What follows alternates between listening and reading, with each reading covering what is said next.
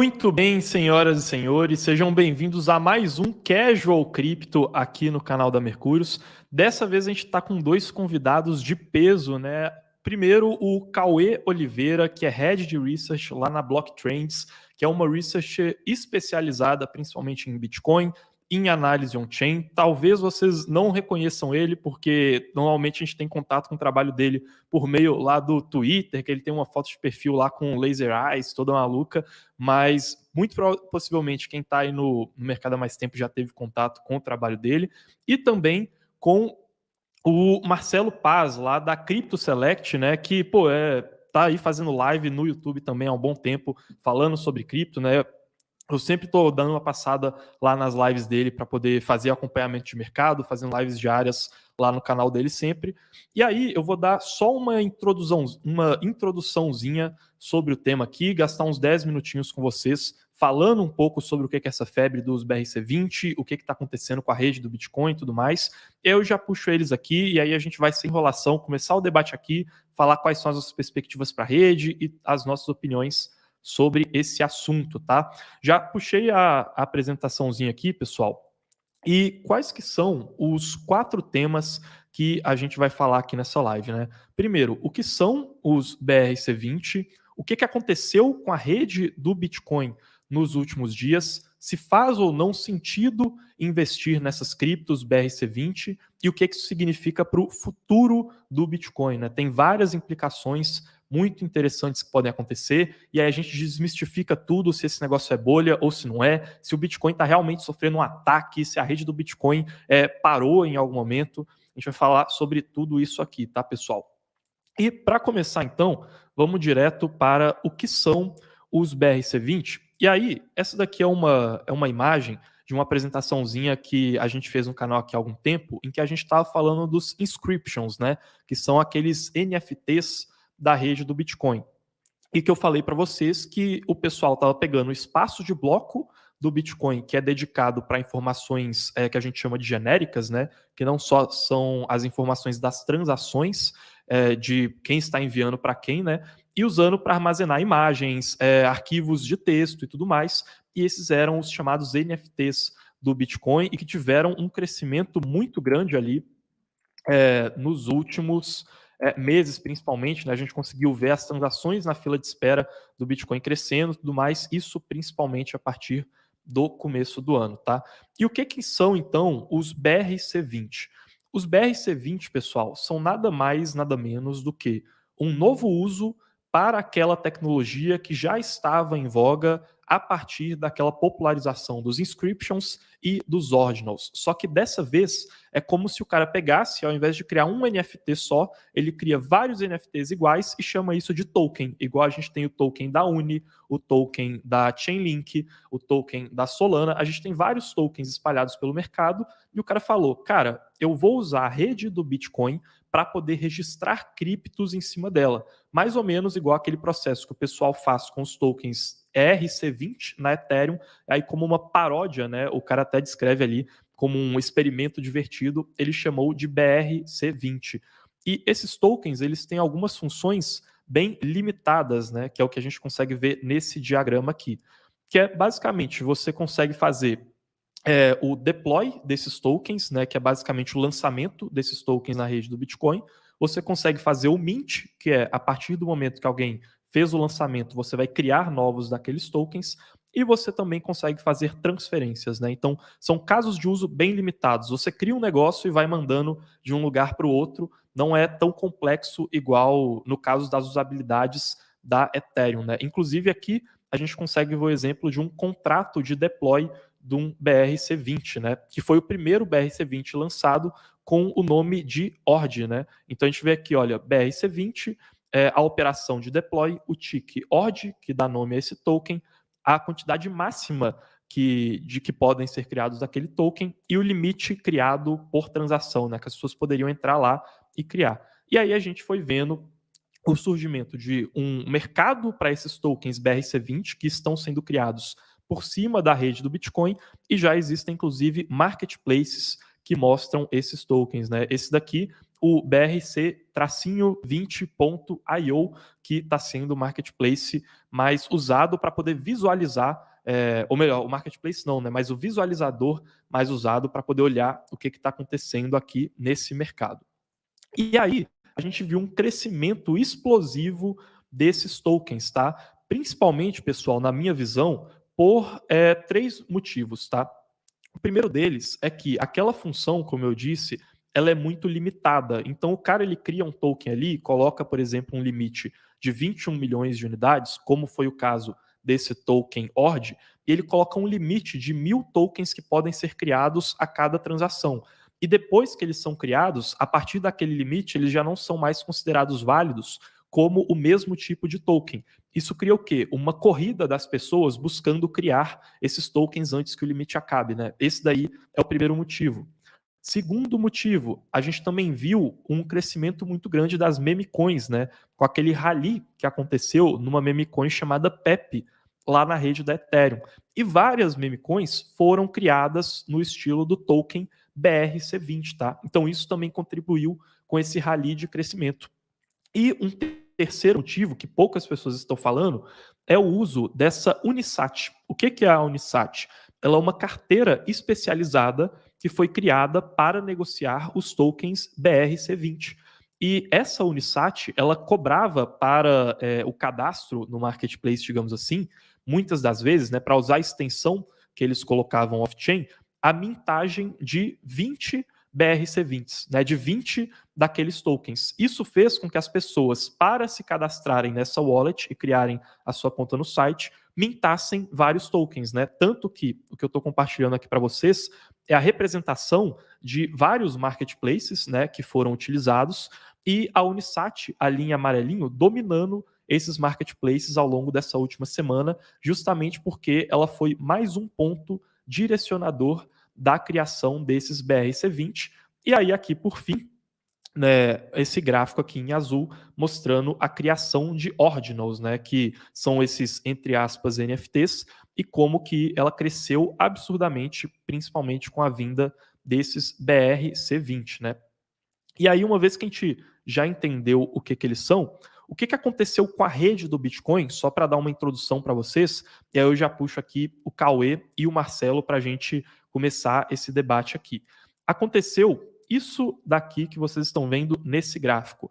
Esse gráfico, ele mostra a mempool da rede do Bitcoin, que é a salinha de espera das transações da rede. Você pode usar a transação para enviar Bitcoin para alguém, ou então você pode enviar uma quantidade muito pequena, mas usar aquela transação meramente como um meio de criação desses NFTs. E a mempool da rede do Bitcoin, aqui é um período do último ano, né? Dá até para colocar num período um pouco maior, desde 2017, ela ficou extremamente lotada. E aí, vocês conseguem inclusive reparar aqui, se eu colocar no período de 30 dias, como que ela ficou lotada com uma representação muito grande naquela cor vermelhinha ali, que representa as taxas de transação muito elevadas, né? E é justamente esse crescimento que a gente viu aqui, né? As taxas de transação, elas já passaram desse pico que eu estou mostrando para vocês, mas a gente viu um pico nessas taxas de transação que não se via desde 2021, né? E aí teve inclusive muita gente falando que a rede do Bitcoin estaria sendo atacada, né? A receita que foi gerada para os mineradores nesse meio tempo também foi muito grande. E aí, para poder debater isso, né, deixa eu já puxar aqui o Marcelo e o Cauê e tirar minha tela aqui, que eu acho que vocês já estão enjoados de me ver falando. Pessoal, querem se apresentar aí um pouco do trabalho de vocês? Acho que todo mundo já deve conhecer aí, tá careca de saber quem são vocês e dar a sua contribuição, né, também sobre essa questão do que são os BRCs, o que está acontecendo na rede do Bitcoin e como que vocês fizeram, né, toda a leitura desse cenário. Pode começar, Marcelo. Vamos lá, cada um de uma vez, pessoal. Vamos lá. Beleza, pronto. Para quem não me conhece, meu nome é Cauê Oliveira, eu sou analista on-chain, Head Research, como o Carlos falou aí. Meu trabalho é mais focado em análise on-chain do Bitcoin, então eu tento direcionar meus estudos para uma compreensão mais da rede, uma compreensão mais fundamentalista da estrutura da rede, como uma parte mais técnica. E eu escrevo um relatório, escrevo alguns textos no Block Trends Research, onde a gente traz uma perspectiva mais fundamentalista da rede do Bitcoin, em comparação com o cenário macro. Então, a gente tenta colocar análise on-chain, comparando com o ambiente macroeconômico, com outros fatores e outros dados, e tentar fazer uma compreensão, um viés mais data-based, né? Um viés mais direcionado através de dados, tirando um pouco o foco do preço e focando mais na estrutura intrínseca da rede. É, né? Basicamente isso que eu faço. Eu acho que a galera já deve ter me conhecido lá no Twitter com a foto do Nietzsche com laser eyes, né? Então, meu rosto é muito conhecido, é mais a foto do Nietzsche, mas é basicamente isso. Eu te sigo lá, eu realmente não conhecia, mas eu te sigo lá. Bom, eu sou Marcelo Paz, gosto de fazer umas tretas aí no mercado, o meu negócio é discutir, debater, discutir justamente por causa dessas... Cauê, se você não se importar, você não quer montar o microfone rapidinho, só enquanto você não estiver falando para você tá falando some o barulho, mas na hora que você tá fica um pouquinho alto. Obrigado. E aí, eu sou um cara do mercado tradicional, naturalmente, né? Eu comecei estudando investimentos pelo mercado tradicional, né, me especializei em opções e todos os tipos de operações no mercado tradicional, e por conta da minha afinidade com tecnologia, porque eu sou programador de profissão, né, sou programador desde os 15 anos de idade, estou com 41 agora, parei de programar por causa do mercado financeiro, acabei migrando, mas a afinidade entre o mercado de tecnologia, né, com investimentos, encaixa muito no cripto, né? Então, quando eu descobri o mundo cripto ali, foi para mim a junção perfeita da minha paixão que tinha se tornado o seu mercado financeiro, né? E a parte de tecnologia. E tô todo dia aí conversando, trazendo informações aí sobre macroeconomia, que é uma coisa que eu gosto muito, né? Entender todo o ciclo macroeconômico e a junção disso com o mercado cripto, um pouco parecido com o que o Cauê falou ali, né? Eu também gosto de dados on-chain. Não uso tão aprofundadamente assim, mas eu gosto bastante de acompanhar alguns deles principais. Eu acho que até a gente pode até debater disso depois, né, Cauê? Mas tem muito dado on-chain que eles são muito estimativa, né? Por exemplo, você fala, o dado do... o cara, o tempo que faz que o cara não mexe na carteira dele, então ele comprou ali e tal. Você não sabe os bitcoins perdidos que o pessoal usa, né? São estimativas que muitas vezes estão corretas, mas não dá para ter certeza. Então, alguns deles eu não uso muito, mas eu gosto também de acompanhar os dados on-chain, porque eu acho que dá para a gente tirar bastante informação e juntar isso com o mercado tradicional e entender para onde que está indo o dinheiro do mundo, porque na prática eu acho que o preço das criptos vai de acordo com para onde está indo o dinheiro do mundo, e eu tento traquear isso aí para ver se a gente consegue ter um pouquinho de noção do que está acontecendo. Boa, já que a gente até chegou a falar um pouco ali de análise on-chain, citar tudo mais, aí, cara, o Cauê é um monstro, assim, de análise on-chain aqui no Brasil. O Cauê, cara, qual que foi sua impressão ali quando você viu essas BRC20 sendo criadas, né? O que você achou desse evento? Você ficou sabendo primeiro de de BRC20 pelo Twitter e depois foi olhar na análise on-chain, ou foi o contrário? E você acha que tá mudando alguma coisa de maneira fundamental na rede, assim, depois desses eventos, ou então que não, cara, foi só uma febre passageira e que os BRC20 meio que não vieram para ficar, né, digamos assim, pelo menos em termos de impacto na infraestrutura da rede, né? Não, assim, as taxas de mineração, ela constantemente tem esses picos de atividade, né? Esse pico de atividade não é algo, assim, completamente absurdo. Nós já tivemos outros picos de altas taxas de transações na rede anteriormente. O que a gente teve agora nessa semana foi o segundo maior pico de transação. O primeiro maior pico de transação que a gente tinha, pelo menos até o momento, tinha sido em 2017, no topo do bull market lá de 2017, ali naquele período bem eufórico de mercado, mas a gente já tinha alguns outros picos de altas taxas de transações ocorrendo anteriormente na rede, né? Obviamente isso é algo que altera um pouco a compreensão de alguns dados da rede do Bitcoin, principalmente daqueles dados que são relativos às taxas de transações e à recompensa de mineração, né? Porque, obviamente, as taxas de transação estão diretamente ligadas com as recompensas de mineração e o processo de mineração como um todo, a indústria de mineração como um todo.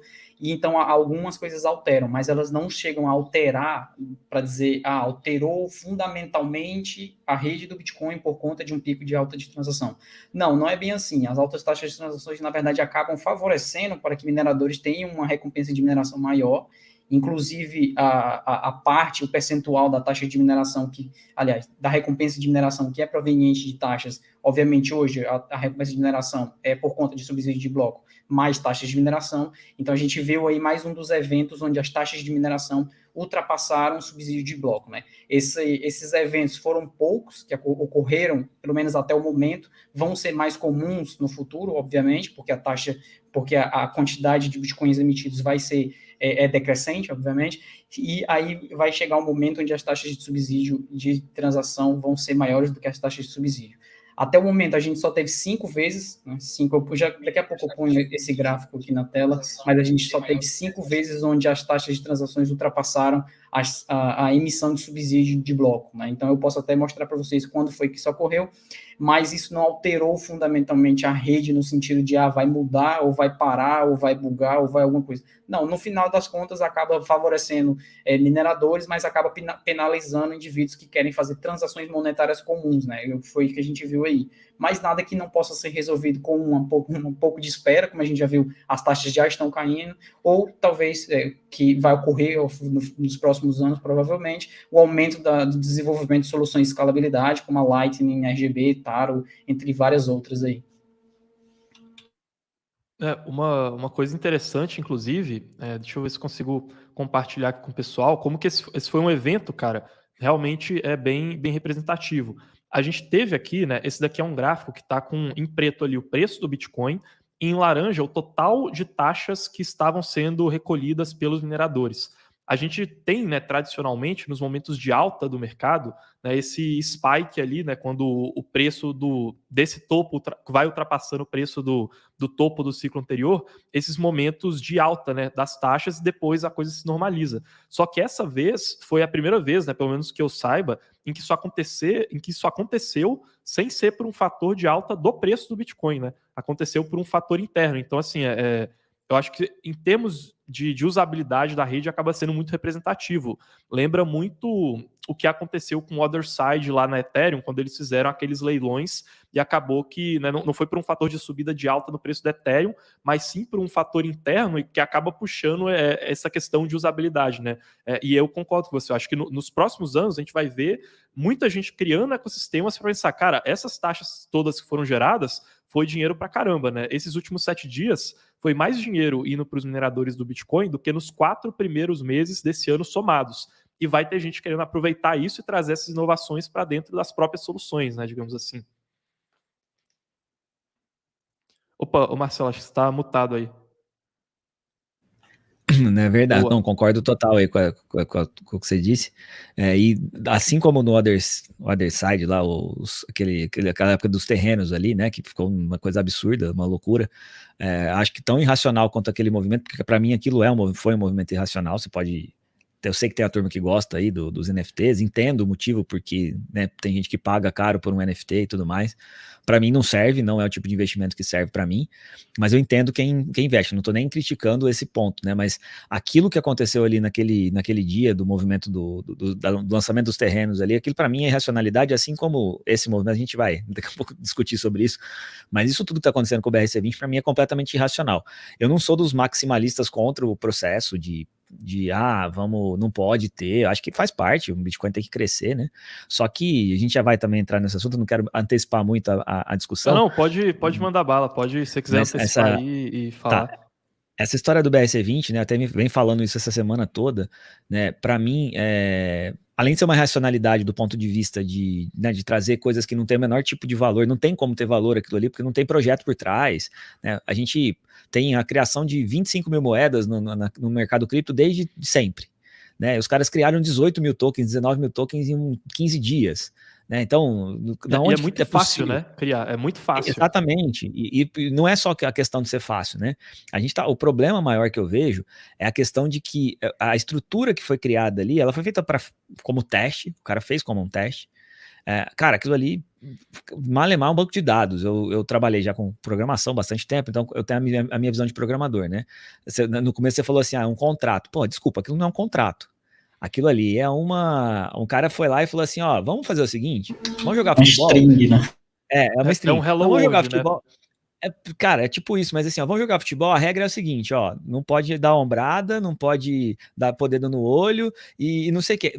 Beleza, então essa é a nossa regra. Foi isso que o cara fez, ele inventou 5 tipo uma regra de 5 parâmetros ali, né, que a operação até tem uma estrutura, eu entendo a estrutura, como programador, para mim, beleza. Só que, cara, é muito frágil isso, né, principalmente você colocar valor nesse negócio, né, colocar a quantidade de token que foi criado, a quantidade de dinheiro que está rodando ali todo dia com isso. Então, para mim, assim, é completamente irracional, né, causou esse problema na rede, mas eu acho que o ganhador nessa história toda sai o Bitcoin de qualquer forma, porque tudo funcionou, as transações continuaram saindo, né? Quem tinha dinheiro para pagar mais caro fez a transação sair primeiro, e é para ser assim mesmo, né? Tem gente, até você está mais no Twitter, você vê lá o Voepa lá, tá desbravejando lá contra isso, né? Como se fosse um grande problema, né? Até brinquei com ele ontem lá, falei, tá ficando gagal o Voepa lá por causa dessa discussão, mas é uma brincadeira, mas assim, eu entendo porque que ele... Eu não gostaria de pagar caro na taxa. Acho que ninguém quer. Assim como na rede Ethereum, que tá um absurdo, tá caro pra caramba. Essas últimas semanas aí, esses últimos dias tá caro também a rede Ethereum.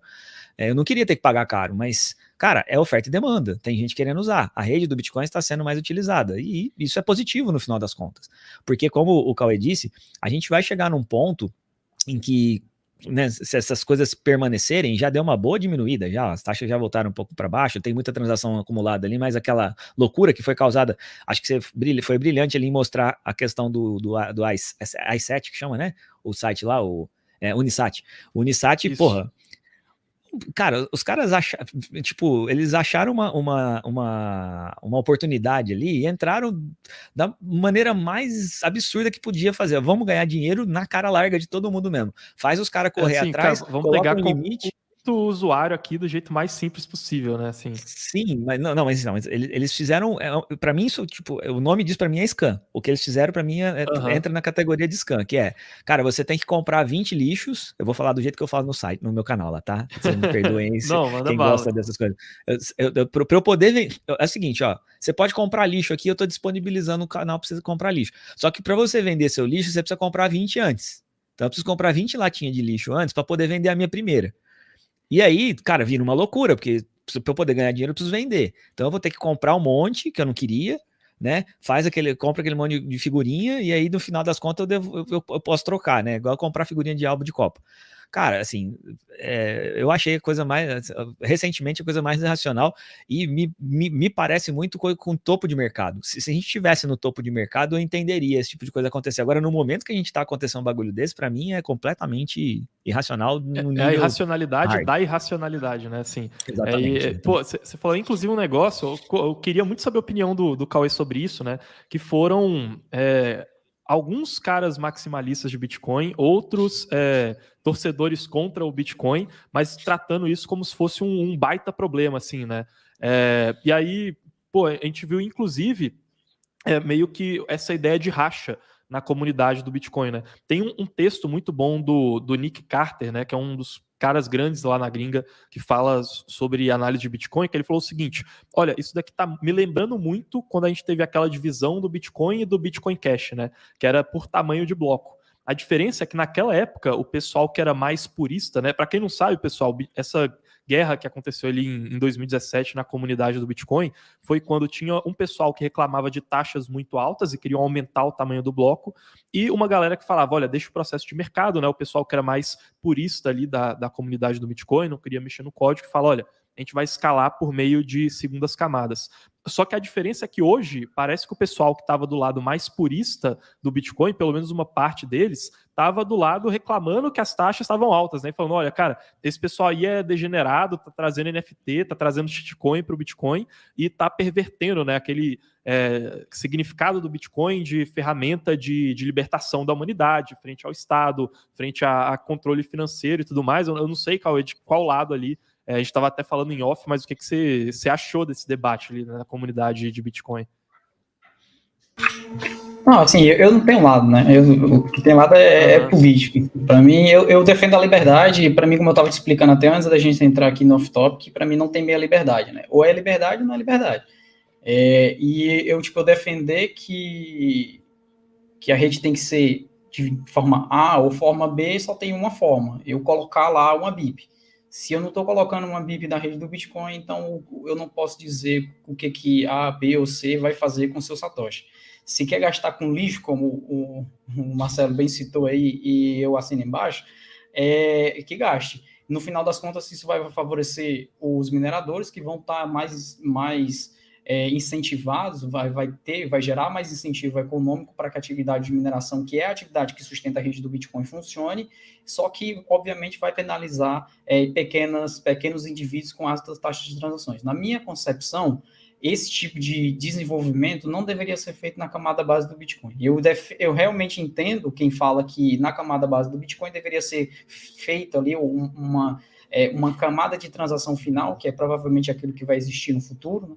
E que seja uma camada de transação final para transações finais mesmo, e seja somente transações monetárias. Na minha concepção, eu acho que existem muitas outras formas de desenvolver, inclusive o próprio cara que criou o Domo Data, quando ele fez você até mostrou aí a página que ele colocou lá no GitBook sobre isso, ele deixa muito bem explícito no segundo parágrafo, no terceiro, se eu não me engano, que a Taro seria uma opção infinitas vezes melhor para desenvolver esse tipo de solução, e não dentro da main chain, né? O que ele cita também no final do primeiro parágrafo é que ninguém deve considerar isso como uma decisão de investimento, nem de perto entender isso como um veículo financeiro, porque isso é de fato um experimento. Então, se vocês abrirem a página onde ele explica o processo de desenvolvimento que ele fez para criar o padrão BRC20, né, que é mais do que um padrão de imprimir uma linha de código, né? Não é imprimir um token, não é imprimir, é meio que imprimir uma linha de código. Se vocês forem lá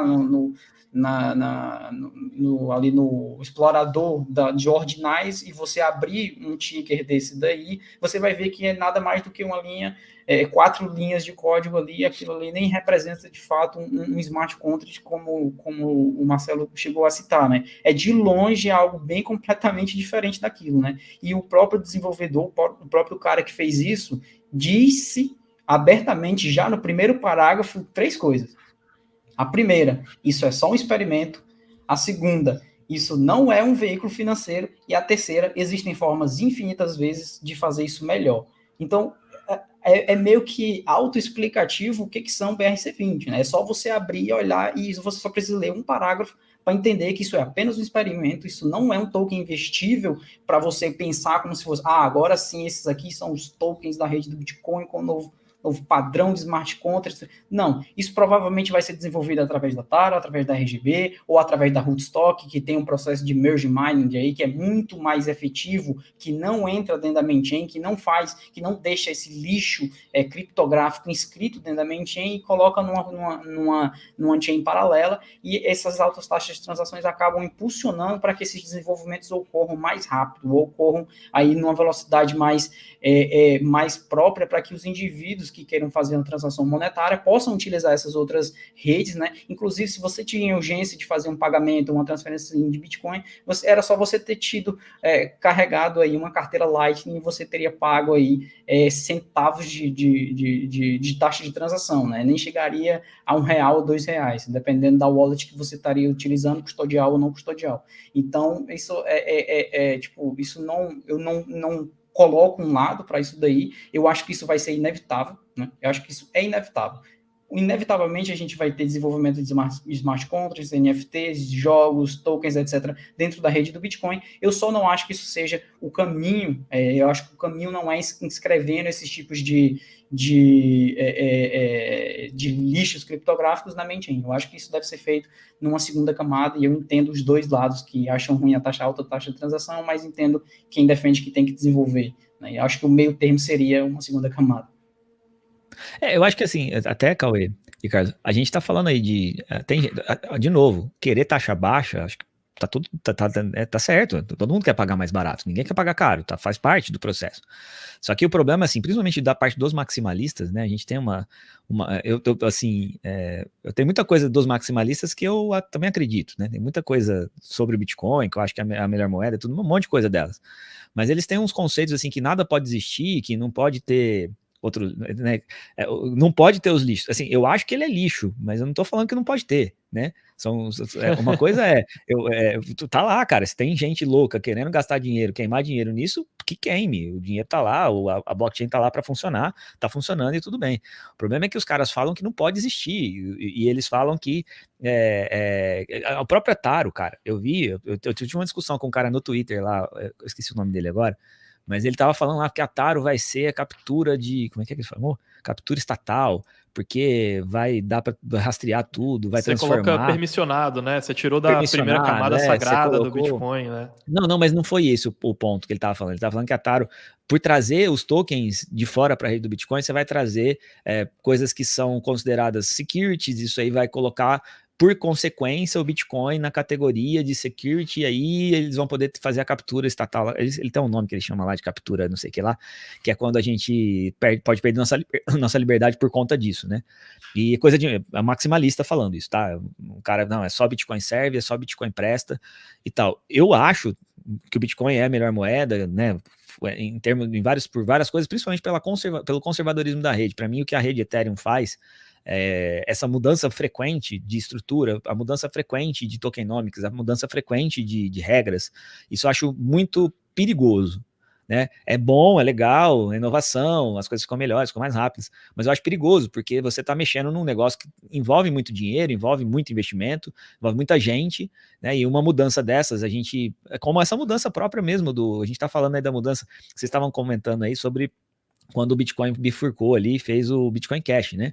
Ali que foi implementado o SegWit, que é uma das tecnologias que permitiu que a gente veja o que está acontecendo agora, né?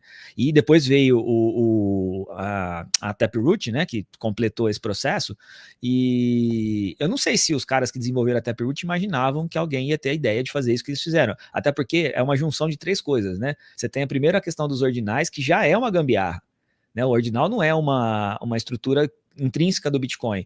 Dentro do Bitcoin, o Satoshi não é serial, não tem um número serial como eles indicam ali, né? A serialização daquilo ali é uma coisa arbitrária, que um cara, assim como o cara criou o contrato do BRC20, que não devia chamar BRC20, porque não tem nada a ver com os RC20 do Ethereum, mas da mesma forma que ele achou um jeito de falar assim, olha, tem uma regra aqui que funciona, eu consigo ordenar o Satoshi, porque eu consigo ordenar os inputs e outputs, eu consigo falar qual que é o número de cada Satoshi aqui. Legal. Aí pegaram essa gambiarra, fizeram o inscription, que é uma coisa que está dentro da estrutura do Bitcoin, mas usando a gambiarra do ordinal como base, e aí agora você vem com uma estrutura que era para ser uma estrutura muito mais complexa, né? Muito mais, principalmente, porque agora já estão, não sei se vocês viram isso, mas eles já estão fazendo agora a ideia de você rodar uma trustless computer, que chama, que é você rodar uma máquina EVM e fazendo os check-ins no Bitcoin, usando os inscriptions. Então, assim, já estão desenvolvendo já o DeFi disso aí, para você poder trocar esses negócios aí via isso. Então, assim, cara, é surreal. Para mim, tudo isso é muito surreal. Eu acho esquisito, assim, eu entendo quem faz as coisas, né? O cara tá testando, tá tentando, mas as pessoas darem valor nisso é que acho que eu fico preocupado, porque tem um monte de gente que já tá achando que tá tudo certo, que tá funcionando, vamos pôr marketplace para rodar, vamos comprar e vender tokens. Muita gente vai afundar dinheiro nisso e quem garante que esse padrão vai estar funcionando daqui uma semana, daqui um mês, né? Esse mesmo padrão que o cara criou aí agora, né? Que é teste. Então, eu tô pasmo com tudo isso que está acontecendo, sinceramente. Não sou contrário ao que está acontecendo, diferente dos maximalistas, mas me causa espanto o tamanho que esse negócio ficou tão rápido assim. Tem até um comentário aqui, o Vitor Decrypt, ele deixou aqui, ele falou, falou tudo, né? Acho que era quando o Cauê falou, né, que ia se resolver naturalmente assim a questão. Se algum dia for prejudicial, alguma BIP pode ser criada e a comunidade iria votar, né? Uma BIP que seria uma proposta de atualização ali no código do Bitcoin. Como que vocês estão vendo essa questão ali de possibilidade de um hard fork, né, digamos assim, na rede? Porque eu acho que, assim, ok, BRC20, para mim, claramente é uma bolha, é uma especulação, né?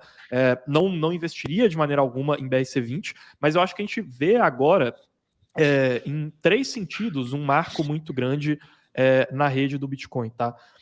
Primeiro, em questão de comunidade e ideologia em torno do Bitcoin, né? E ali dividindo de um lado o pessoal que acredita que, olha, o Bitcoin ele tem que se manter puro como uma ferramenta de libertação monetária, e do outro lado o pessoal que, olha, vamos mandar bala aí, criar qualquer que seja tipo de shitcoin lá na rede do Bitcoin. Tem um outro marco também, que é a questão de busca por tecnologia, né? Então, eu acho que isso vai acelerar muito a questão por buscas de segundas camadas. Tem a Stacks e a Rocket. A Rocket, que para quem não sabe, é um dos principais experimentos para a criação de rollups na rede do Bitcoin. São do mesmo time que desenvolve também a Celestia lá na rede do Ethereum, né? Então, a gente está vendo o desenvolvimento desses vários tipos de tecnologia. E terceiro, né, que aí eu acho que é o que passa batido, né? O pessoal normalmente vai nessa ordem, ou olha ali para a questão da comunidade, ou olha para a questão da tecnologia, mas é a questão da própria sustentabilidade econômica do Bitcoin, né? Que é uma coisa que, se num futuro apertasse, também dentre esses motivos, eu também acho que seria um terceiro que poderia levar a um hard fork, que é a questão de como que a gente teve uma quantidade de capital absurda sendo paga em transações, né? Então, a gente viu, né, igual eu estava falando, nesses últimos dias, mais dinheiro sendo passado para os mineradores do que em todo o período do começo do ano. E a gente viu quase 80% da remuneração dos mineradores durante esse pico, né, partindo das taxas de transação. Sendo que antes, né, nesses períodos de calmaria e de bear market ou de lateralização, é normal a gente ver os mineradores sendo pagos com ali, por média, ali uns 3% da remuneração deles vindo a partir das taxas. E uma remuneração muito maior que vem a partir da criação de novos bitcoins. E esse é um dilema, né, que vários caras já apontaram, né? O próprio Nick Carter, o Hasu, vários caras ali do mercado cripto já falaram que, olha, o Bitcoin, para ele se manter com a liderança e sustentabilidade econômica no futuro, a ideia é que a gente veja uma migração, uma mudança nos casos de uso dos usuários para que, a longo prazo, as taxas da rede cresçam nesse proporcional, né? Então, a gente está constantemente nessa corrida, em que, de um lado, a gente vê os halvings acontecendo, o preço do Bitcoin subindo, e aí isso daí está naquele componente dos 97%, porém, à medida que os halvings vão avançando, a gente precisa ver esses 3% que vêm de taxas recolhidas na rede crescer. E eu vejo esse marco muito grande agora. E assim, eu não duvidaria se isso, se prolongando, poderia levar a um hard fork, né? Nessas três questões, assim. Então, poxa, uma parte da comunidade, né, principalmente dividindo mineradores de um lado e desenvolvedores mais puristas, digamos assim, do outro, né? Que são dois lados que tem muita barganha. Então, de um lado, mineradores falando, olha, cara, isso aqui é o que está trazendo taxa pra gente, vou ficar na rede que tem esse negócio. E do outro lado, desenvolvedores que poderiam estar olhando num sentido mais purista e numa perversão da rede, né? Acontecendo, digamos assim. Então, mas na prática, se isso aí que você está falando acontecer, essa briga que vai acontecer em algum momento, eu imagino, os mineradores estão ganhando muito com isso. Eu acho que se você falar hoje, não, vamos tirar esse negócio aqui porque deu errado, os mineradores não vão aceitar. Falar, pô, tá me pagando mais, eu vou tirar por quê, né? E nesse sentido, Carlos, o desenvolvedor, ele não tem poder nenhum nessa história. O máximo que ele vai fazer é propor uma BIP nova e vai falar, não, quero implementar. O minerador não aceita, não põe. Os nós validadores não aceitam, não põe, acabou. Morreu ali. Não vira hard fork isso. Hard fork seria um grupo de mineradores aceitando isso, um grupo dos full nodes que estão rodando aceitarem essa regra e eles dividem para lá. O desenvolvedor, nessa hora, ele tem poder zero. Se os caras da mineração e nem os full nodes não quiserem, esquece, vai ficar do jeito que está. Né, e não tem nem hard fork nessa história. Eles vão fazer uma implementação que simplesmente não vai ser aceita, não vai ser implementada, né? Então, assim, eu acho que esse caminho já foi essa história. Mas eu concordo com o que você estava falando também, que é que essa coisa toda vai desenvolver muito mais rápido as redes paralelas, né? A Light Network, que vem crescendo bastante, mas acho que ela ainda é muito subutilizada, porque deveria até ser mais utilizada, né? Acho que essas segundas camadas, né, e devem surgir novas também, vão ser desenvolvidas muito rápido. Então, assim como eu vi alguém falou ali, acho que isso é positivo. Eu também acho que é positivo. O BRC20 talvez uma das alfinetadas finais que o Bitcoin precisa para furar a bolha ali, né? Porque ele começa a crescer, causa interesse em pessoas que eventualmente não tinham interesse no Bitcoin, e a rede mais segura é a rede do Bitcoin, a rede mais descentralizada é a rede do Bitcoin. Faz todo sentido eu querer ter coisas que eu já dou valor nas outras redes e estou tendo lá no Bitcoin, porque eu vou preferir usar a rede do Bitcoin para isso, e aí a gente acaba tendo um grande volume de novos desenvolvedores querendo vir para a rede do Bitcoin, o que vai fazer o que fez com a rede Ethereum, né? Tanto de moeda de redes novas, tecnologias novas estão sendo criadas, acho que vem para o Bitcoin também. Então, no final das contas, eu acho tudo muito benéfico. Eu acho que o endgame é isso daí que você falou mesmo. O Bitcoin, ele já é um buraco negro de massa cefálica, né? Ele já puxa quem tem mais massa cefálica para dentro dele, e geralmente quem acaba entrando na toca do coelho, como dizem aí, primeiro foram quem tem um pouco, No começo era quem era mais doido, né? Obviamente, tinha que ter um pouco de loucura ali para comprar ou para colocar capital em algo que era completamente experimental. Depois entrou a galera que realmente conseguiu sacar a parada como revolucionária em termos monetários, né? E depois entrou o resto do pessoal, mas eu acho que isso daí que você falou é o endgame. O Bitcoin ele vai acabar sugando a massa cefálica e técnica de todos os outros ecossistemas, até mesmo fora do mercado cripto, de ecossistemas monetários, financeiros, etc. E isso a gente já está vendo isso aí.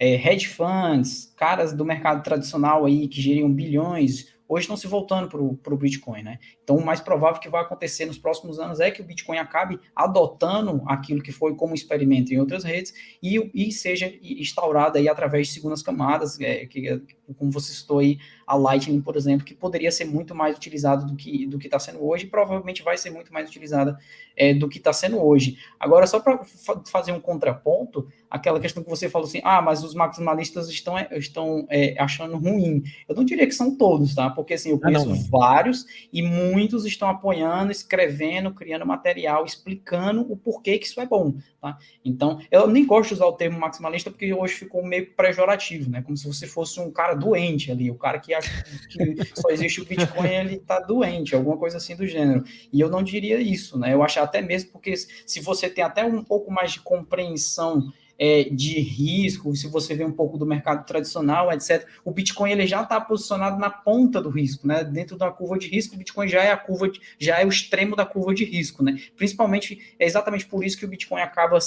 sofrendo mais sensivelmente a efeitos de política monetária, justamente, nem queria entrar em macro aqui não, mas só por conta que ele acaba tendo um efeito de maior risco pela volatilidade e o conceito técnico do que seria um Bitcoin, né, que até hoje ainda é meio que debatido entre commodity, security, tecnologia, protocolo, etc., ainda é meio nebuloso isso tudo, e por conta disso ele acaba ainda atraindo muita gente que está na ponta de inovação, justamente também por causa disso, né?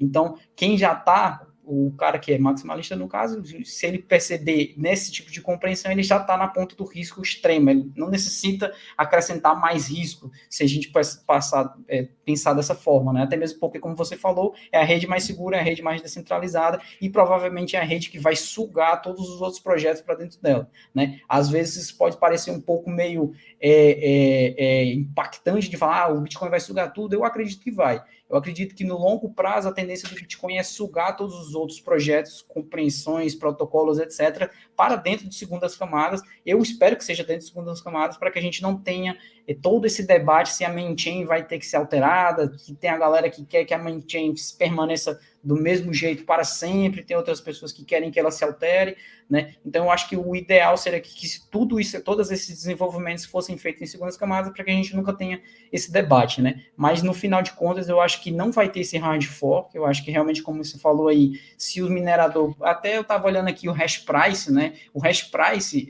que é a quantidade de exahash que o cara põe na rede, a lucratividade que ele ganha por exahash, né, ultrapassou aí, deixa eu até ver se eu acho aqui, voltou para o mesmo que estava lá em junho de 2022, né, então quase um ano atrás a gente não tinha visto esse nível de receita de mineração por terahash ou por exahash imposto ali por máquinas, a gente não tinha visto esse nível de lucratividade de mineração, né, então os caras meio que, por que eu vou contra aquilo que está me dando mais lucro, né? E no final das contas é ele e os nós, né? Como você falou, validadores que vão decidir se vai ter um hard fork ou não. Eu acho que não, acho que no máximo um soft fork para ajustar talvez o quanto que essas inscriptions ou tokens BRC20 possam ocupar da mempool, por exemplo. Estou aqui dando um exemplo que talvez outras pessoas já devem ter pensado isso. Será que não seria o ideal fazer com que os originais ou os tokens BRC20 só pudessem ocupar X% da mempool e o resto da mempool ficasse para transações exclusivamente monetárias? Não sei. Alguém vai vir com isso daí, não vai ser eu, provavelmente vai ser alguém que é programador, que está lá no desenvolvimento do Bitcoin, mas eu acho que não vai vir um hard fork, no máximo um soft fork com alguma atualização que melhore esse TO que está sendo experimentado agora com o Taproot. Acho que não seria nem... Opa, pode falar aí, Marcelo. Rapidinho, Carlos. Acho que não seria nem na mempool o caso, né? Talvez seria no tamanho no bloco ali, na ocupação do bloco. Assim como o Ethereum fez alguma coisa assim, né? Quando ele implementou Isso, no tamanho do bloco, a EP 1559, né? Eles fizeram lá uma parada lá que a galera que tava rodando robô fica numa área um pouquinho separada e tem um custo mais alto para eles. Quem tava fazendo a transação comum entra num lugar meio diferente ali e acaba pagando mais barato, né? Cara, uma coisa... Então, aí o pessoal tá comentando aqui que queria treta, né? O Marcelo Cuiava, né? Que comentando que queria treta e tal. Cara, eu tenho uma opinião bem divergente, assim, nesse sentido, cara. Eu acho que, assim... E aí eu vou querer saber de vocês, principalmente, se vocês acham que essa questão ela tem potencial de impactar a tese de investimento no Bitcoin, né? O Bitcoin, desde que ele foi criado, ele foi passando daquele rede peer-to-peer, foi passando assim, teses de investimento que tratavam ele como uma moeda da Dark Web, chegou naquele ponto em que a tese de investimento em Bitcoin ela era em grande parte como um ativo descorrelacionado, e hoje eu vejo que o mercado ele trata muito o Bitcoin com a tese de ouro digital, né? Então, assim, o potencial do Bitcoin se tornar uma reserva de valor, que basicamente, hoje pelo menos é a tese em que eu mais acredito, assim, né? Então, se eu vou medir investimento em Bitcoin, eu vou comparar ele com ouro, por exemplo, né? Para ter um benchmark. Só que, assim, eu vejo hoje que a gente está tendo um conflito no sentido em que algumas pessoas elas tentam abranger o Bitcoin acima disso, né, dessa plataforma que foi criada inicialmente, e acabam fazendo gambiarras nele que acabam aproximando ele um pouco de plataformas de contratos inteligentes, só que sem ele ter sido feito nativamente para isso, né? Então, poxa, hoje eu vejo as redes que mais atraem desenvolvedores são Ethereum, Polkadot, Cosmos, Solana, né, plataformas feitas nativamente com smart contracts, e o Bitcoin, óbvio, vamos fazer a minha culpa, ele também não precisa de tantos desenvolvedores, né, então a gente tem que levar isso em consideração, mas ele está lá atrás nesse número de atração. E aí a gente vê as discussões surgindo, elas acabam pegando muito de coisas que já se repetiram em outras plataformas de contratos inteligentes. Essa questão de separar um espaço do bloco para assim, olha, cara, vamos deixar o pessoal de só um tipo de uso nesse espaço de bloco e o pessoal de usos gerais com outro espaço, lembra muito, né, o Bills, né, que é aqui da Mercúrios até comentou sobre a IP 4844, o que a Ethereum está fazendo hoje para as segundas camadas, né? Então, a IP 4844, que vai dar início ao processo de proto-Dunking Shardings e depois aos Dunking Shardings na Ethereum, a ideia dela é principalmente criar o Blob, que vai ser um espaço de armazenamento de dados específico para soluções de segunda camada, para elas terem meio que um pedágio mais facilitado ali em termos de armazenamento de dados, para não ter que competir com o mercado geral, né? Então, assim, eu acho que... É para baratear o Bitcoin, rollup isso, né? Para baratear os rollups. Né? Exato. E a gente vê, por exemplo, iniciativas como a Rocket, que tentam criar rollups na rede do Bitcoin, só que de uma maneira mais difícil, assim, né? Você acaba tendo que meio que fazer uma gambiarra ali para tentar aproveitar aquele espaço de bloco que é muito mais reduzido, aquela falta de ferramentas primitivas na rede do Bitcoin para operações mais complexas. Para mim, ainda não está claro se o Bitcoin vai ou não sair fortalecido como tese de investimento depois dessa crise, assim, entendeu? Eu consigo ver os dois caminhos hoje. Eu consigo ver o Bitcoin saindo mais fortalecido e eu consigo ver ele saindo mais enfraquecido, cara. Assim, por um lado, eu vejo ele como a tese de ouro digital muito forte e dele conseguir, se ele conseguir sair dessa, atraindo essas tecnologias, saindo muito mais forte, porém, eu às vezes também trato o Bitcoin numa caixinha separada das outras criptos, entendeu? Em termos de alocação ali. Cara, ele tem propriedades que as outras não têm. Eu não quero que o Bitcoin tente ser melhor do que a Ethereum em ser um Ethereum, entende? Digamos assim. Então, por isso que eu fico um pouco dividido nessa questão de perspectiva de tese de investimento para alocação do Bitcoin. Para mim, ainda não está claro se ele sai ou não fortalecido depois disso. Acho que a gente vai ter essa resposta talvez daqui a alguns meses, vendo as tecnologias sendo desenvolvidas, os debates, os mineradores e tudo mais. Fala aí. Eu não acho que a ideia seja o Bitcoin ser melhor que o Ethereum. Não acho que não é essa a discussão. A discussão é a seguinte: a gente está indo caminhando cada dia mais para um mundo mais centralizado, um mundo mais sensor, né? Cada dia os estados, o governo avança mais sobre as liberdades individuais. E a grande vantagem, o que o Bitcoin tem de diferente, E aí não é nem só uma questão de tese de investimento, porque você pode discutir se ele vale ou se ele não vale com base no dólar, no real, no ouro ou qualquer outra coisa. Mas a gente está falando aqui da questão da liberdade individual e do poder ter acesso a uma moeda que o Estado não possa interferir. E as pessoas querem ter outras coisas ali. Se eu posso ter um NFT ali dentro, não é nem a questão do contrato inteligente ser melhor ou pior. Aqui eu vou até me contradizer um pouco, porque eu estou falando que esse negócio todo é muito mal feito. Mas isso vai evoluir de alguma forma para ficar minimamente estruturado, né? E uma vez a gente tendo com isso minimamente estruturado, eu vou poder ter instrumentos que hoje eu tenho no Ethereum, e eu não estou falando do computador descentralizado, que é a ideia do Ethereum. Eu estou falando de eu poder ter outras posses virtuais dentro do mundo, né, no mundo digital, que o Bitcoin garante a descentralização mais absoluta possível, né, dentro do que a gente tem. A gente não é totalmente centralizado, não tem nada descentralizado totalmente, mas dentro do que a gente tem no mercado hoje, o Bitcoin é o mais descentralizado, é o mais incensurável, até por conta do próprio modelo de prova de trabalho, porque para mim tem mais teste de estresse, né? Mais teste de estresse, né? Digamos assim. Também tem isso, tem o maior tempo, né? Além de ter o nascimento imaculado, né? Isso é algo que muita gente esquece, né? Nunca mais vamos conseguir, talvez, nunca mais não, né? Obviamente, mas daqui a 100, 200 anos, pelo menos eu acho que não no meu tempo de vida eu vou conseguir recriar a descoberta do Bitcoin, né? Que o Bitcoin foi meio que descoberto e não desenvolvido, né? Você puxa o código do Bitcoin e você vê ali que o Satoshi é apenas o cara que juntou teses de conceitos técnicos de 20, 30 outros caras que veio antes dele. Ele está ali em cima de ombros de gigantes e ele juntou aquilo ali e conseguiu descobrir uma forma de conectar todos aqueles conceitos de prova de trabalho, de efeito rede, de teoria dos jogos, matemática, programação, etc., e fazer com que o Bitcoin se tornasse um ativo, um bem que capturasse o prêmio monetário das outras coisas, né? Essa que eu acho a grande diferença quando a gente fala em tese de investimento, né? Eu não vejo outros criptoativos capturando o prêmio monetário do que existe no planeta hoje. Um dos exemplos de prêmio monetário mais intrigantes, que eu acho na minha compreensão, é o prêmio monetário que existe em imóveis, por exemplo, né?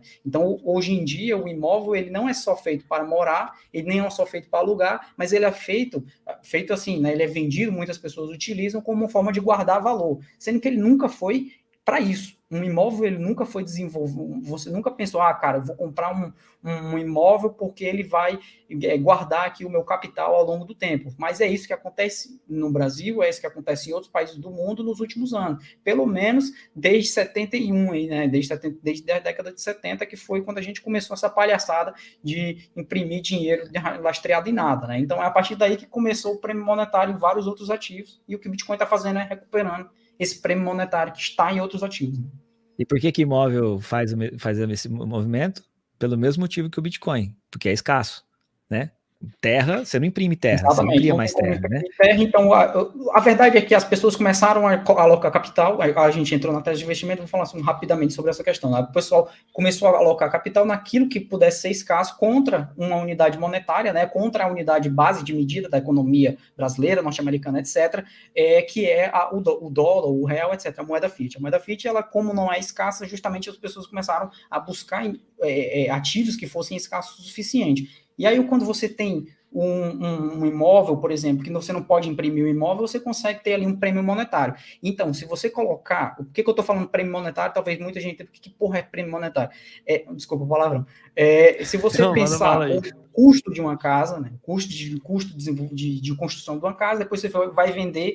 existe o primeiro prêmio. O primeiro prêmio é o prêmio que você... tem o custo de construção da casa e depois o lucro que você põe ali para você receber algum adicional, esse prêmio sobre a lucratividade, sobre o tempo de trabalho despendido ali. E depois tem o segundo prêmio monetário, que é o indivíduo que vai comprar aquela casa e vai alocar capital comprando por um preço mais alto por conta da alta demanda. A gente tem visto alta demanda de casas aí em inúmeros locais, tá? Aqui eu moro na Europa é um local, no Canadá, Estados Unidos, Austrália, vários locais onde, se você olhar a curva de crescimento do preço das casas, a curva de crescimento do mercado imobiliário é estupidamente alta, justamente porque tem esse prêmio monetário. As pessoas colocam mais dinheiro em imóveis para tentar guardar, não que esse dinheiro não perca o poder aquisitivo ao longo do tempo. E quando você tem, a partir de 2008 não, né? Teve um tempo para a tese se desenvolver, digamos, a partir de 2015, 2016, essa tese de que o Bitcoin pode ser uma forma de você alocar capital e não perder poder aquisitivo ao longo do tempo. Então, ele começa a capturar esse prêmio, que é justamente aquela quantidade de dinheiro que foi alocada em imóveis e outros ativos, não para a utilização do imóvel, mas para uma tentativa de permanecer o seu poder de compra, e ele começa a puxar novamente. No momento que o Bitcoin capturar prêmio monetário de imóveis, ações, títulos, etc., etc., é aí que a gente vai ter o grande upside, né? É aí onde a gente vai ter, talvez, essa hiper-bitcoinização que a galera fala, né? Mas isso não é feito em outras redes, não é feito em outros ativos, justamente porque o Bitcoin já tem o efeito rede lá desde o início, né? Então, eu não vejo como o Bitcoin pode sair desse problema, que na minha compreensão não é problema algum. Isso é apenas mais um desenvolvimento, mais um teste que está sendo feito dentro de uma rede que está nascendo, que está se desenvolvendo, e isso daí não vai fazer com que a rede mude ou com que a rede saia prejudicada. Na minha compreensão, isso só vai fortalecer e solidificar a tese de que ela é capaz de suportar esses testes de estresse e que ela tem capacidade para absorver o prêmio monetário que existe em outros ativos do planeta. Inclusive, no caso do Ethereum... Fala aí, Marcelo. No caso do Ethereum, só para complementar isso que o Cauê trouxe aí, o Ethereum mudou para Proof of Stake, isso para mim foi um absurdo, jamais deveria ter acontecido, se o Ethereum quer continuar sendo a rede que é e manter, e o pessoal esquece de um detalhe, o Ethereum continua sendo infinito. Ah, mas agora o Ethereum é deflacionário e tal, porque, beleza, ele está deflacionário agora, só que eles vão implementar em breve os shardings. Né? Eu acho que o caminho do Ethereum tinha que ser o caminho que o Bitcoin talvez vá tomar agora, que é manteremos a Proof of Work, põe na segunda camada e deixa rodar.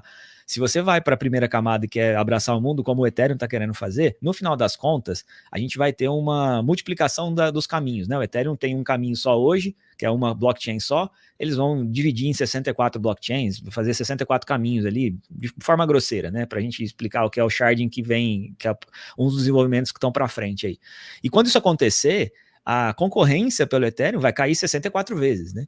E se eu precisava a concorrência que faz as taxas ficarem altas e que fazem hoje você ter a queima dos Ethereums, vai deixar de existir, porque a taxa vai ficar barata, vai ter espaço para todo mundo, as taxas vão ficar bem mais baratas, e aí para de queimar Ethereum, o Ethereum volta a ter inflação. Pode ser que ela seja menor do que ela foi no passado, né? E voltamos até para o ponto aí de que o Ethereum fica trocando de tokenomics toda hora, né? Isso para mim incomoda absurdamente, assim. Acho que o Bitcoin, um dos grandes valores do Bitcoin é porque o tokenomics dele é o mesmo desde o nascimento, né?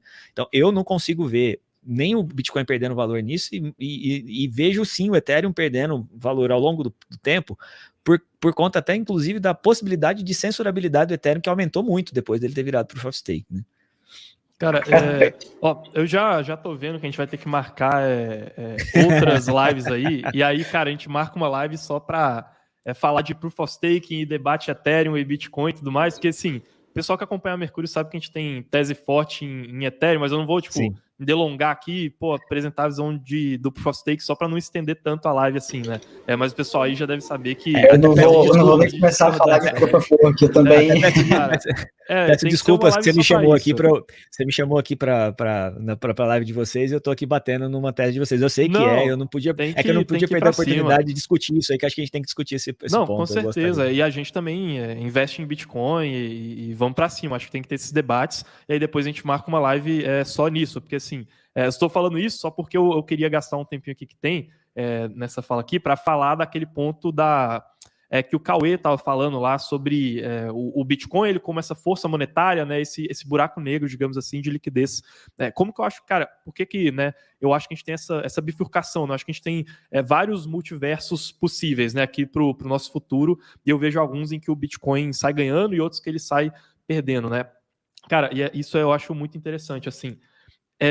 Antes, né, a gente falava muito desde o bull market de 2021, principalmente quem falava muito com investidor institucional, naquela época que plataformas de smart contract estavam subindo muito, a gente falava com o institucional e os caras, eles eram malucos em Ethereum, assim, né? Os caras, eles falavam, cara, smart contracts, um mundo de possibilidades e tudo mais. Aí, e naquela época ainda, com as injeções de liquidez que aconteciam, a gente ainda tinha aquela lógica do mercado cripto que aos poucos ela foi abrindo exceções de que, olha, quando o Bitcoin sobe, aí as altcoins sobem. Quando o Bitcoin cai, as altcoins caem. E aos poucos foram surgindo exceções nesse padrão. O que aconteceu, por exemplo, esse ano, né? E que para mim está muito relacionado com a tese de investimento do Bitcoin, que é muito forte essa questão que ele tem como ouro digital. A gente viu a liquidez entrando para dentro dos bancos, né? Foi uma entrada de liquidez diferente daquela que a gente viu no começo do ano. Vários bancos quebrando, remontando muito para aquela questão da crise de 2008, momento de surgimento forte da tese do Bitcoin. E aí a gente viu, mesmo sem uma forte liquidez entrando em investimentos, no mercado cripto, um crescimento de valor de mercado, porém esse crescimento veio para o Bitcoin e não migrou para as altcoins. E para mim, esse crescimento está muito relacionado a esse fator forte que o Bitcoin tem de tese como ouro digital e alternativa monetária à quebra dos bancos. Né? Foi uma entrada de liquidez, mas para onde essa liquidez vai, o fato dela não ter migrado para as outras altcoins, para mim está muito relacionado com essa questão do Bitcoin. E é por isso que eu vejo uma possibilidade, para mim não é a maior possibilidade, mas se o Bitcoin ele perder essa característica dele acabar saindo prejudicado nessa caixinha diferente que o institucional tem para ele, né?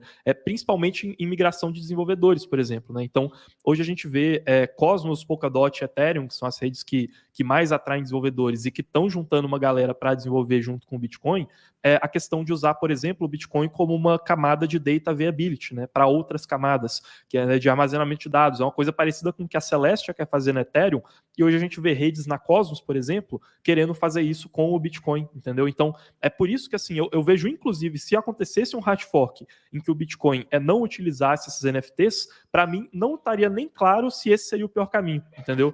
Para mim, assim, são várias possibilidades que ainda estão na mesa, mas o que eu tenho, principalmente, assim, olhando como, cara, alocador, e o que faz eu ver o Bitcoin como uma caixinha diferente do resto? Ele mantém um pouco dessa tese meio imaculada ali de ouro digital e de alternativa monetária para conseguir se beneficiar nessas injeções de liquidez que beneficiam mais a tese dele do que a tese macro para mercado cripto e para contratos inteligentes, assim, nesse sentido, né? Show. Quer completar aí alguma coisa que eu vi? Não, eu ia só falar que o Bitcoin não é o ouro digital, não. É o ouro que é o Bitcoin analógico. O que acontece é que boa essa frase, cara. Eu tenho um gráfico aqui, eu publiquei uma thread, eu vou só aproveitar para mostrar esse gráfico aqui, porque eu acho que nem todo mundo tem essa compreensão de fazer esse tipo de correlação que você falou, né? Mas essa captura de liquidez que acontece no Bitcoin, justamente por a tese do Bitcoin ser a tese de que você consegue ter um ativo que é escasso, que é descentralizado, que é portável, né, e que você tem a verificação, você tem uma verificação de autenticidade por indivíduo e não por um terceiro, por um auditor, por um etc., você consegue fazer a verificação você consegue auditar a rede quase que em tempo real, ali num espaço de 10 minutos, que é o tempo de produção de bloco, que é isso que eu faço na análise on-chain, auditar basicamente a rede, auditar as movimentações que estão acontecendo na rede do Bitcoin, mas a questão dele conseguir capturar esse valor monetário é justamente porque ele é compreendido como escasso, né?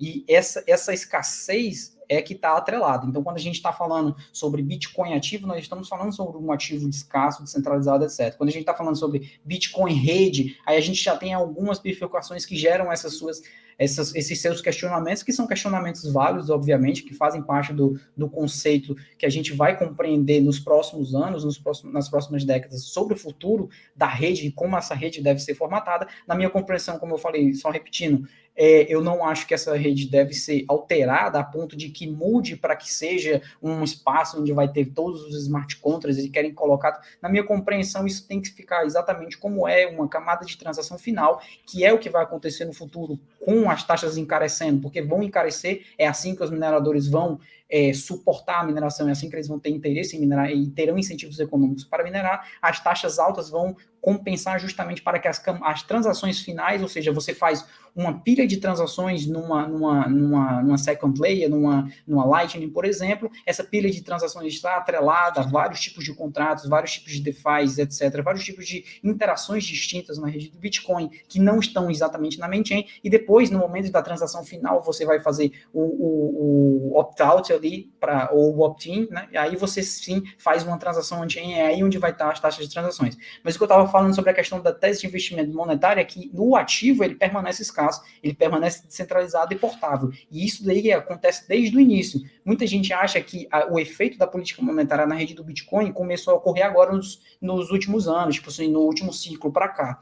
Está errado. Na verdade, desde o início da precificação do Bitcoin, o efeito da política monetária era capturado já pelo Bitcoin, pelos indivíduos que estavam movimentando na rede. E eu fiz uma thread, onde o título da thread é um pouco sensacionalista, mas eu disse que este é o gráfico mais importante do Bitcoin. Eu vou até compartilhar a tela aqui, porque eu acho que fica até mais fácil de vocês compreenderem. Opa, fica à vontade.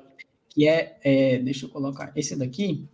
Acho que eu vi você consegue puxar? Tweet aí. Tá lá. Opa, basicamente, esse gráfico aqui, ele mostra duas coisas bem básicas, né? Primeiro é o preço do Bitcoin em dólar, e depois a gente tem um índice de liquidez global, o Liquidity Index, que é basicamente juntar balanço de ativos do Fed, base monetária, e reduzir ali de recompra de títulos. Eu não vou explicar essa parte técnica, mas quem tiver interesse em procurar Liquidity Index aí na internet vai conseguir.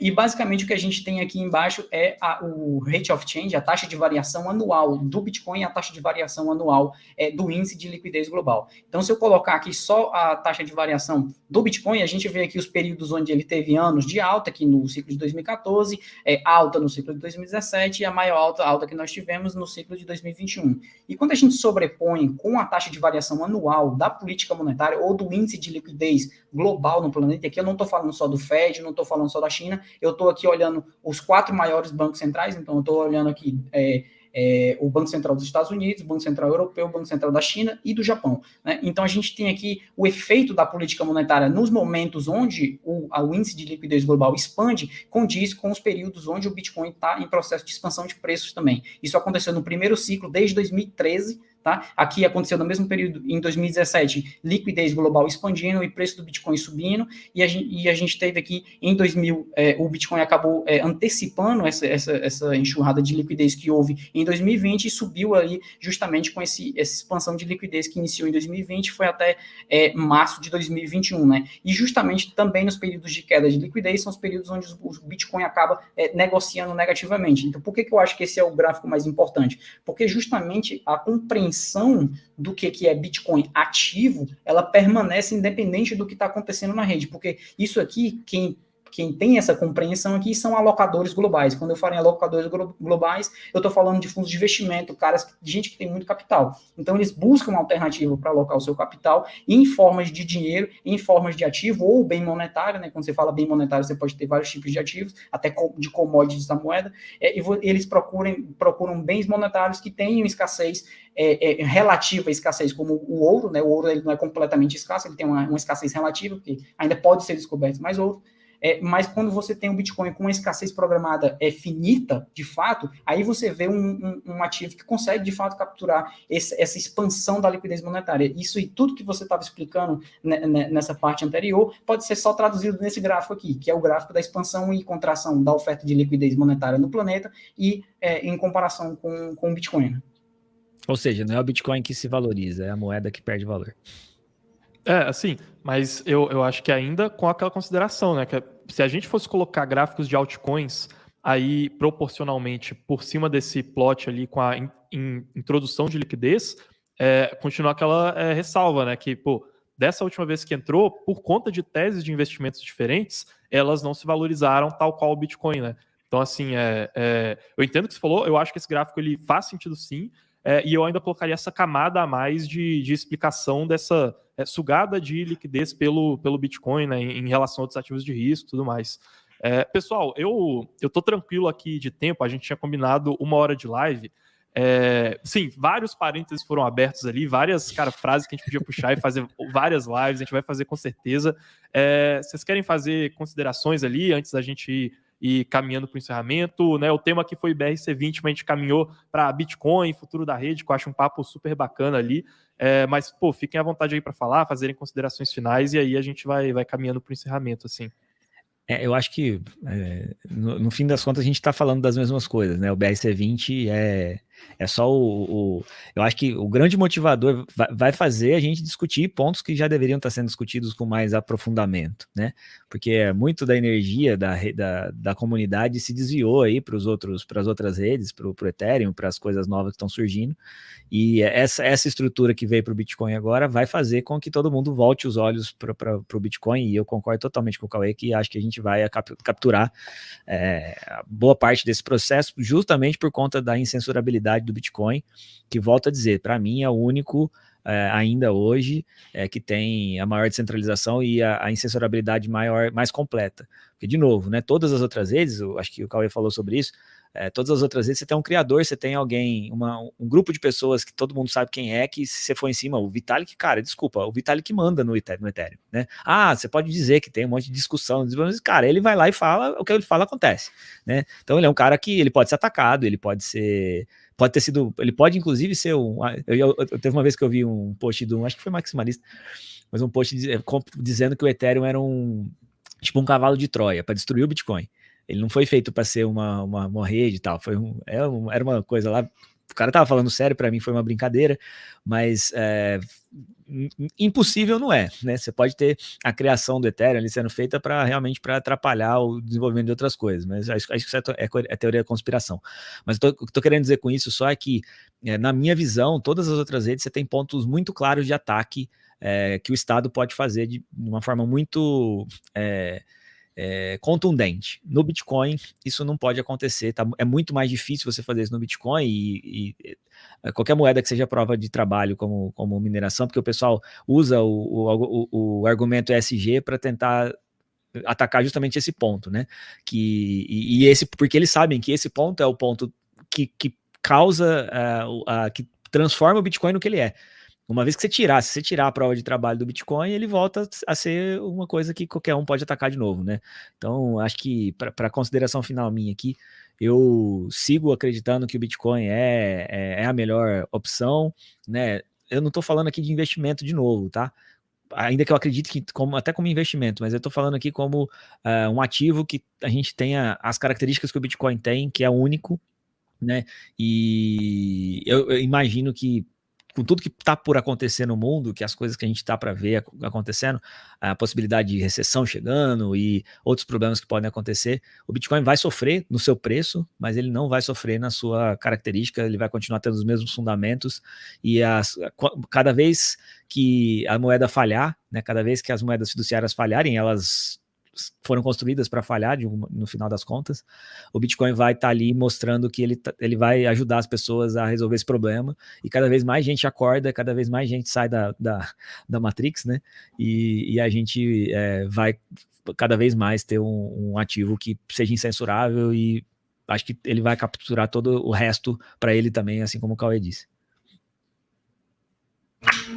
Eu concordo com tudo que eu concordo com tudo que o Marcelo falou, né? Eu acho que, na minha compreensão, o Bitcoin, ele, até por aquilo que eu tinha falado, né? Essa concepção imaculada do Bitcoin, o desenvolvimento do Bitcoin não ter vindo de um tipo de caras ali de 19, 20 anos que sentaram na mesa e falaram, vamos criar uma parada que vai pampar 10x, foi desenvolvido justamente para que eles capturasse essa quantidade de excesso de capital, excesso de liquidez que existe, que está sendo empurrada no sistema, e o Bitcoin ele vem justamente como essa ferramenta que pode fazer com que os indivíduos tenham uma forma de poupar dinheiro ao longo do tempo sem perder poder de compra, né? E justamente o Bitcoin, ele, na minha compreensão, ele não é só um investimento, ele é também uma poupança, né? Mais do que um investimento, o Bitcoin é poupança. E eu digo poupança porque você consegue não só poupar dinheiro no sentido de você conseguir alocar em Bitcoin para que esse seu poder de compra fique permanecido ao longo do tempo, ou ao longo dos próximos anos, mas você consegue alocar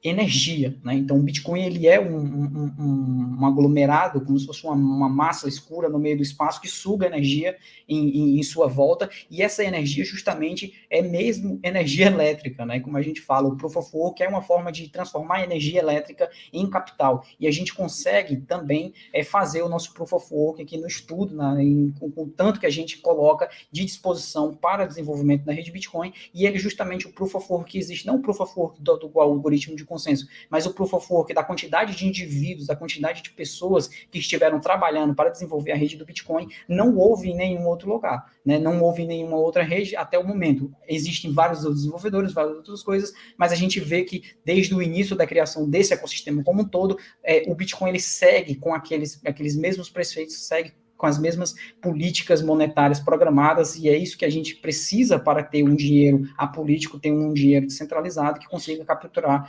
o excesso monetário de impressão de dinheiro desenfreada, e principalmente para ter a capacidade de lutar contra a censura de governos, estados e corporações e indivíduos aí, e só para complementar, na minha compreensão, existe Bitcoin e existe cripto. Eu acho que na minha compreensão são duas coisas completamente diferentes, e eu entendo que esses experimentos, essas outras coisas aconteçam em outras redes, aconteçam lá, e é até ótimo, eu acho incrível quando há experimentos e eles quebram, porque é assim que a gente aprende que vai acontecer, como pode ser feito da melhor forma no Bitcoin, e na minha compreensão, o Bitcoin aí é o ativo final, né? Na minha compreensão, o The Winner Takes All se aplica ao Bitcoin, e ele é o ativo de liquidação final, é o ativo que vai sobressair sobre todos os outros, e aqui eu não estou falando de mercado cripto, estou falando mesmo de tudo. Na minha compreensão, o Bitcoin é o ativo final, porque é a única vez que a gente conseguiu ter uma escassez programada de verdade na história da humanidade, é a única vez em que a gente está transformando energia em capital, né? E isso nunca existiu na rede, nunca existiu na história humana,